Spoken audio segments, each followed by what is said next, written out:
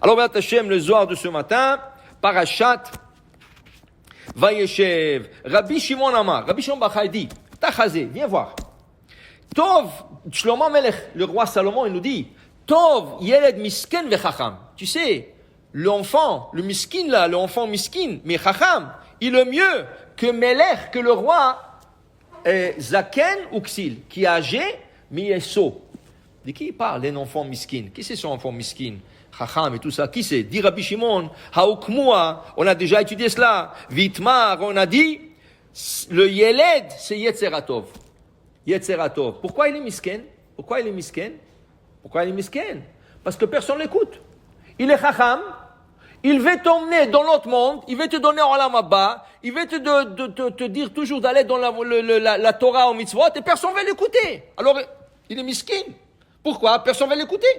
Et c'est pas, qu'est-ce qu'il dit? Il dit de bonnes choses. Alors il dit, c'est pour ça que Shlomo Melech, il a dit qu'il est miskin. Mais l'autre, le mauvais penchant, c'était Melech, c'était un roi. Pourquoi il est roi? Tout le monde l'écoute. Un roi, tout le monde écoute. Alors le Yetzirah, tout le monde l'écoute. Et qu'est-ce qu'il va te faire? Il va te faire pécher.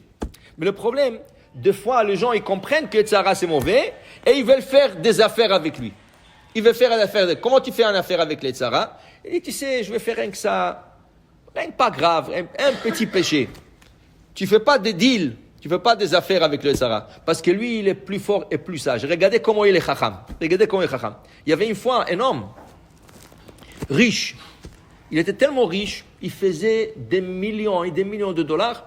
Il n'avait même pas le temps de se marier. Il était tellement occupé, il voyageait. Et il avait des affaires à gérer. Il est arrivé à 70 ans. Il dit, il ne s'est pas marié. Il dit, maintenant je vais me marier à 70 ans. Non, je n'ai pas besoin de ça. Qu'est-ce qu'il a fait? Il a vendu sa grande maison. Il est parti dans un hôtel. Il voulait acheter un étage, le penthouse. Il voulait acheter le penthouse, l'étage, tout l'étage. Il vient chez le propriétaire et il dit, écoute-moi, moi je vais habiter ici. Il dit, mais ça c'est un hôtel. Il dit, moi je t'achète le penthouse. Moi je t'achète tout dis-moi un prix, moi je t'achète tout. Et je vais vivre là-bas. Et je vais manger matin, midi et soir. Et j'aurai... Il dit, ok, il lui a donné un prix. Et ils sont amitiés. Les deux sont amitiés.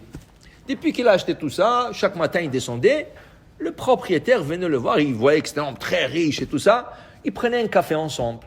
Après, ils commençaient à dîner ensemble. Et après, prendre le petit déjeuner ensemble. Après, ils sortaient jouer au tennis. Et après, ils sortaient et ils sont devenus de meilleurs amis. Un matin, l'autre, le propriétaire de l'hôtel, il attend. Il vient pas.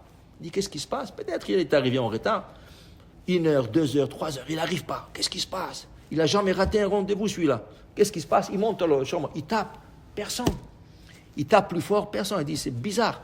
Il a emmené la clé master. Il ouvre la chambre. Qu'est-ce qu'il trouve? Il trouve, le gars est mort dans son lit. Il dit, Ribono shel olam. Mais celui-là, il n'a pas laissé un testament. Il a une fortune. Le gouvernement va tout ramasser. C'est dommage pour ça. Il dit, qu'est-ce que je fais? Comment je sors cet argent? Quelqu'un lui a dit, tu sais, au fond de la rue, habite un vieux là. Il est avec une bosse sur le dos. À peine il marche. Il est tellement laid. Personne ne le part. Mais il est chacham celui-là. Très chacham. Va lui demander conseil. Donc, il est parti le voir. Il lui a expliqué exactement qu'est-ce qui est arrivé. Il a dit, moi je te trouve la solution. Mais il faut que tu me payes quelque chose. Il dit, pas de problème. Il dit, moi je te donne 1000 pièces en or. Si tu me trouves une solution. Je dis, voilà, j'ai une solution pour toi. Il dit quoi? Il dit, moi je vais venir. Tu vas sortir le mort du lit. Moi je vais venir. Je vais rentrer dans le lit. Et tu vas dire à tout le monde en bas, dans le staff et tout ça, ah, le pauvre, le gars du penthouse est malade. Il va mourir. Mais tu vas emmener un notaire. Tu emmènes un notaire et on écrit un testament que tout l'argent qu'il a, le gars, il te le donne à toi. Et après 2 jours, tu dis qu'il est mort. Et voilà, tu as le testament en main, tu as tout l'argent. Il a dit, je te promets 1000 pièces en or, je te donne. Rien que fais-moi ça. Il dit, pas de problème. Et là, il est venu à l'hôtel, ils ont sorti le mort. L'autre, il est rentré dans le lit. Il s'est fait, aïe. Ils l'ont emmené en notaire. Quand le notaire voulait écrire, il dit, mais s'il vous plaît, je veux tout le monde dehors. Moi et le notaire seul, c'est... Donc, il a sorti tout le monde dehors. Ils ont écrit le testament, le notaire est parti. 2 jours plus tard, ils disent, ah, le gars est mort. Ah, le gars est mort et tout ça. L'autre, il était content. Il dit, je tabac. Il attend, il reçoit la lettre de notaire. Venez prendre il y a quelque chose pour vous, le testament. Il vient. Et il vient, qu'est-ce qu'il y a? Oui. Il dit, il y a 1000 pièces en or pour vous. C'est tout? Il dit, c'est tout. Il dit, comment? Mais la fortune qu'il a, le gars, il a des immeubles, il a des terrains.